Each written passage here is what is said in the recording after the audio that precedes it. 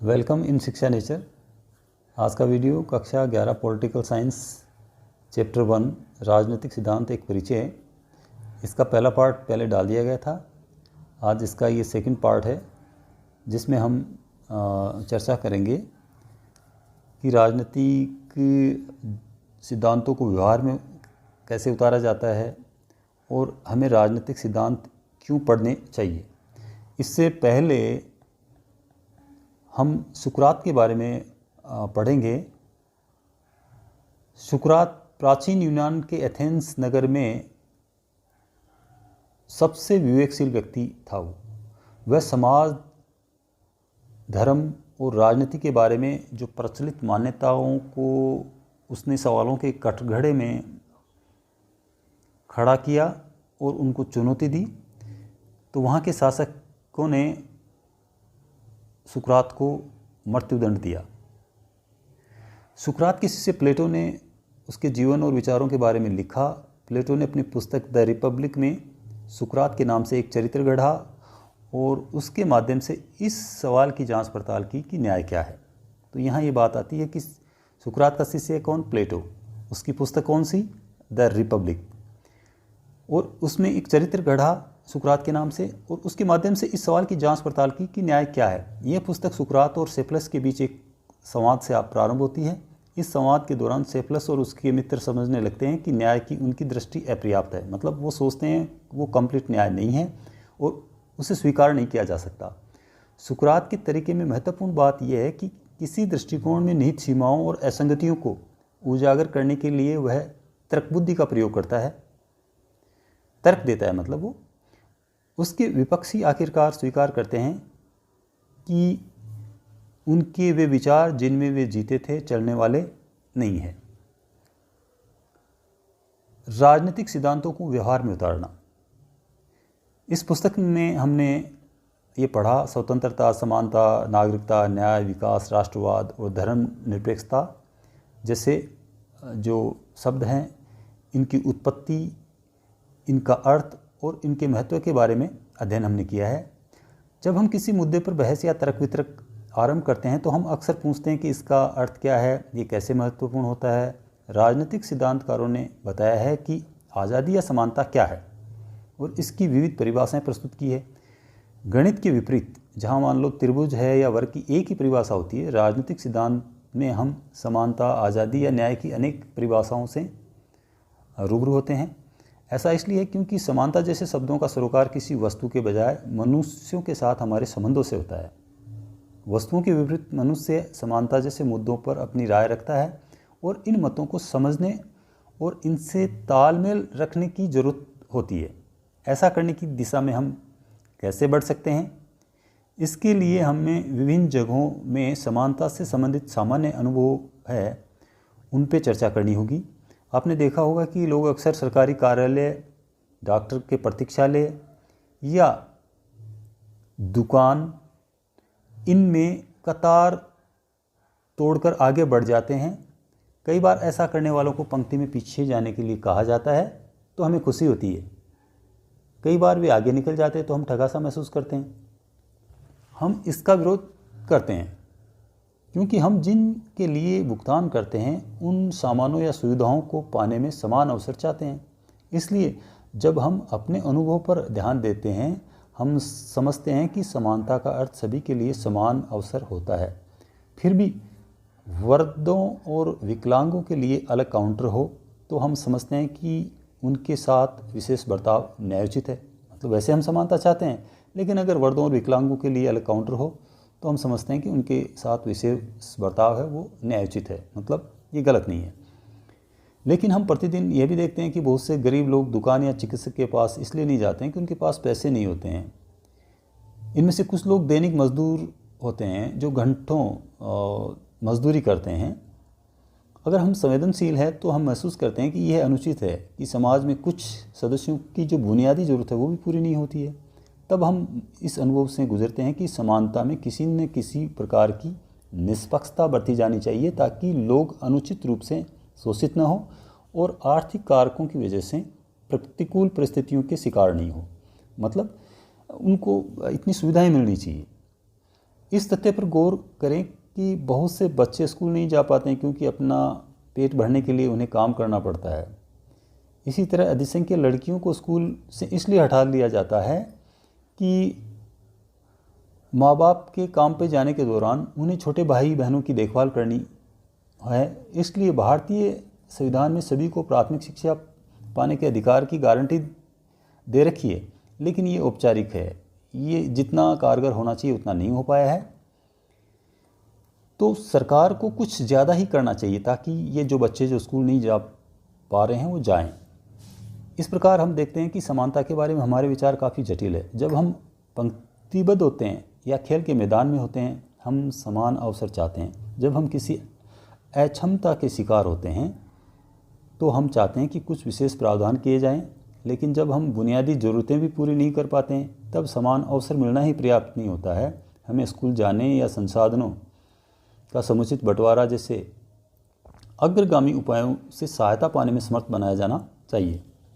अब इसका अर्थ ये हुआ कि निष्पक्षता को सुनिश्चित करने के लिए किसी एजेंसी को जिम्मेवार बनाने की ज़रूरत होती है। इस प्रकार हमारे पास समानता की अनेक परिभाषाओं के होने की वजह यह है कि समानता का अर्थ प्रसंग पर निर्भर करता है। ये महत्वपूर्ण बात है इसमें कि वो जो प्रसंग है उससे समानता को जोड़ के देखा जाता है। हमने इसके उस अर्थ से शुरुआत की जो स्वयं हमारे लिए है, फिर हमने इसका विस्तार गरीब, वंचित, बूढ़े, बुजुर्ग आदि बाकी लोगों के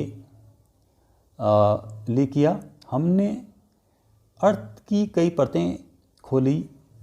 हम पूर्ण रूप से समझे बगैर राजनीतिक सिद्धांत गढ़ते रहे, ये हम महसूस करते हैं। राजनीतिक अवधारणाओं के अर्थ को राजनीतिक सिद्धांतकार यह देखते हुए स्पष्ट करते हैं कि आम भाषा में इसे कैसे समझा जाए। वे विविध अर्थों और रायों पर विचार विमर्श और उनकी जांच पड़ताल भी सुव्यवस्थित तरीके से करते हैं। अवसर की समानता कब पर्याप्त है, कब लोगों को विशेष बर्ताव की जरूरत है, ऐसा विशेष बर्ताव कब तक और किस हद तक किया जाना चाहिए, क्या गरीब बच्चों को स्कूल में बने रहने के लिए प्रोत्साहन करने हेतु दोपहर का भोजन दिया जाना चाहिए। ये कुछ ऐसे प्रश्न हैं जिनकी ओर वे मुखातिब होते हैं। मतलब इन बातों का हमें पता चलता है। आप भी देख सकते हैं कि ये मसले बिल्कुल व्यवहारिक है।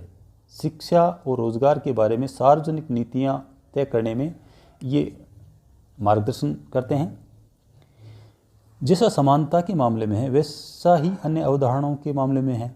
राजनीतिक सिद्धांतकारों को रोज़मर्रा के विचारों से उलझना पड़ता है, संभावित अर्थों पर विचार विमर्श करना पड़ता है और नीतिगत विकल्पों को सूत्रबद्ध करना पड़ता है। आज़ादी, नागरिकता, अधिकार, विकास, न्याय, समानता, राष्ट्रवाद और धर्मनिरपेक्षता आदि कुछ अवधारणाओं पर आगे के जो अध्याय हैं उनमें चर्चा की जाएगी। अगला पॉइंट है इसमें 1.4, हमें राजनीतिक सिद्धांत क्यों पढ़ने चाहिए। हमारे अपने राजनीतिक आदर्श हो सकते हैं, पर क्या हमें राजनीतिक सिद्धांतों के अध्ययन की भी जरूरत है? क्या यह राजनीति करने वाले राजनेताओं के लिए या नीति बनाने वाले नौकरशाहों के लिए या राजनीतिक सिद्धांत पढ़ाने वाले अध्यापकों के लिए ज़्यादा उपयुक्त है? मतलब क्या यही इनको पढ़ना चाहिए क्या? लेकिन बताया गया कि ज़्यादा अच्छा होगा कि राजनीतिक सिद्धांत संविधान और कानूनों की व्याख्या करने वाले वकील या जज या उन कार्यकर्ताओं और पत्रकारों को पढ़ना चाहिए जो शोषण का पर्दाफाश करते हैं और नए अधिकारों की मांग करते हैं। हमें आज़ादी या समानता का अर्थ जानने से क्या मिलेगा? अगर ऐसी बात है तो हम राजनीतिक सिद्धांत ऐसे सभी समूहों के लिए प्रासंगिक है। छात्र के रूप में हम भविष्य में उपरोक्त पेशों में से किसी एक को चुन सकते हैं। मतलब आगे हम कुछ भी बन सकते हैं। इसलिए परोक्ष रूप से यह अभी ही हमारे लिए प्रासंगिक है। मतलब ज़रूरी है। क्या हम गणित नहीं पढ़ते हैं जबकि हमें से सभी कोई इंजीनियर नहीं बनते हैं? क्या इसलिए नहीं कि बुनियादी अंकगणित जीवन में सामान्यतः सभी के लिए उपयोगी है? दूसरी बात कि हम सभी मत देने और अन्य मसलों के फैसले करने के अधिकार संपन्न नागरिक बनने जा रहे हैं। दायित्वपूर्ण कार्य निर्वहन के लिए उन राजनीतिक विचारों और संस्थाओं की बुनियादी जानकारी हमारे लिए मददगार होती है जो हमारी दुनिया को आकार देते हैं। जैसे मान लो हमें ग्राम सभा में सहभागी होना है या वेबसाइट और मतदान पर अपनी राय पेश करनी है तो हमारा तर्कशील और जानकार होना निर्णायक होता है। यदि हम मनमाने तरीके से अपनी वरीयताएं प्रकट करेंगे तो वो ज़्यादा प्रभावी नहीं होगी। और अगर हम विचारशील हैं और परिपक्व हैं तो हम अपने साझा हितों को गढ़ने और व्यक्त करने के लिए नए माध्यमों का उपयोग कर सकते हैं। नागरिक के रूप में हम किसी संगीत कार्यक्रम के श्रोता जैसे होते हैं। हम गीत और लय की व्याख्या करने वाले मुख्य कलाकार नहीं होते हैं, लेकिन हम कार्यक्रम तय करते हैं, प्रस्तुति का रसास्वादन करते हैं और नए अनुरोध करते हैं। क्या आपने गौर किया कि संगीतकार तब ज़्यादा अच्छा प्रदर्शन करता है जब उन्हें श्रोताओं के जानकार और कदरदान होने का पता चलता है, कि मतलब वो उनको पता है कि ये अच्छा कर रहे हैं। इसी तरह शिक्षित और सचेत नागरिक भी राजनीति करने वालों को जनाभिमुख बना देता है, मतलब जनता के लिए अच्छा कार्य करने वाला बना देता है। तीसरी बात यह कि आज़ादी, समानता और धर्मनिरपेक्षता हमारे जीवन के कोई अमूर्त मसले नहीं है। परिवारों, विद्यालयों, महाविद्यालयों और व्यवसायिक केंद्रों आदि में हम तरह तरह के भेदभावों का प्रतिदिन सामना करते हैं और हम महसूस करते हैं, हम भी पूर्वाग्रह रखते हैं और कहीं मतलब पीड़ित होते हैं तो हम पीड़ा का निवारण चाहते हैं। यदि उसमें विलंब होता है तो हम महसूस करते हैं कि हिंसक क्रांति उचित है। और यदि हम विचार ये करते हैं, मान लो कि हमारे जो नौकर और नौकरानियों के उत्पीड़न से भी हम इनकार करते हैं, अगर हम विशेषाधिकार संपन्न है तो राजनीतिक सिद्धांत बस यही करता है कि हम राजनीतिक चीज़ों के बारे में अपने विचारों और भावनाओं के परीक्षण के लिए बहुत अच्छे बने। थोड़ी अधिक सतर्कता से हम अपने विचारों और भावनाओं को अच्छा बना सकते हैं और अंत में छात्र के रूप में बहस और भाषण प्रतियोगिता में हिस्सा लेते हैं। हमारी अपनी राय होती है कि क्या सही है और क्या गलत है, क्या उचित है, क्या अनुचित, पर यह हम नहीं जानते कि वे तर्कसंगत है या नहीं। जब हम दूसरे से बहस करने तर्क और करते हैं तो अपनी जो बात है उसको सही करने के लिए हम तर्क देते हैं, युक्तियां तलाशते हैं। राजनीतिक सिद्धांत हमें न्याय या समानता के बारे में सुव्यवस्थित सोच से अवगत कराते हैं। ये महत्वपूर्ण बात है, ताकि हम अपने विचारों को परिष्कृत कर सकें, मतलब ठीक कर सकें और सार्वजनिक हित में बहुत अच्छा कार्य कर सकें। तर्क संगत ढंग से बहस करने और प्रभावी तरीके से संप्रेषण करने जैसे कौशल वैश्विक सूचना व्यवस्था में महत्वपूर्ण गुण साबित होते हैं। Thank you. If you like then subscribe